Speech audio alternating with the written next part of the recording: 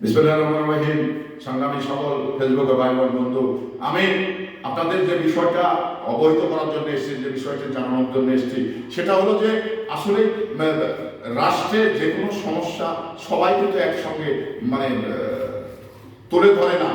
প্রথমত কিছু মানুষ বা কিছু তরুণ নেতৃত্ব তারা সামনে তুলে ধরেন এই বিষয়টা, একসময় কিন্তু ব্যাপক আকারে বিস্তৃত হয়। তো সেই বিষয়টাই আমরা যে এই মাতৃভাষা দিবস 21শে ফেব্রুয়ারি, এটাতে কিন্তু আমরা সর্বপ্রথম গুটি কয়েক মানুষ এই আন্দোলনে শরিক হয়েছিলাম এবং তারা কিন্তু সেই সময় ছাত্র জনতা।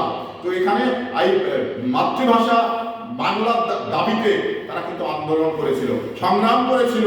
তো তাদের এই সংগ্রামের যে দাম আমরা কিন্তু জাতি হিসাবে সেটা কালকে আমরা তার শহীদ বেদিতে তাদের আত্মার মাগফিরাত কামনা করে ফুল দিয়েছি এবং সমবেদনা জ্ঞাপন করেছি। তবে আমার কাছে একটি জিনিস মনে হয়েছে যে একটি রাজনৈতিক দল যেটা বাংলাদেশের বিরোধিতা করে আসছিলেন, তারা কিন্তু বাংলাদেশকে স্বীকার করছিলেন না এবং 1971কে স্বীকার করেননি বা করতেন না। তো কালকে কিন্তু তাদের শুভবুদ্ধির উদয় হয়েছে, তারা শহীদ বেদিতে ফুল দিতে গিয়েছে এবং সাংবাদিক তাদের প্রশ্ন করলে তারা বলেছে যে বাংলাদেশের মানুষের যে আমাদের প্রতিনিধিত্ব করার সুযোগ করে দিয়েছে, সেই ক্ষেত্রে আমাদের দায়িত্বের জায়গা থেকে আমরা ফুলগুলো দিয়েছি, শহীদ মিনারে এসেছি।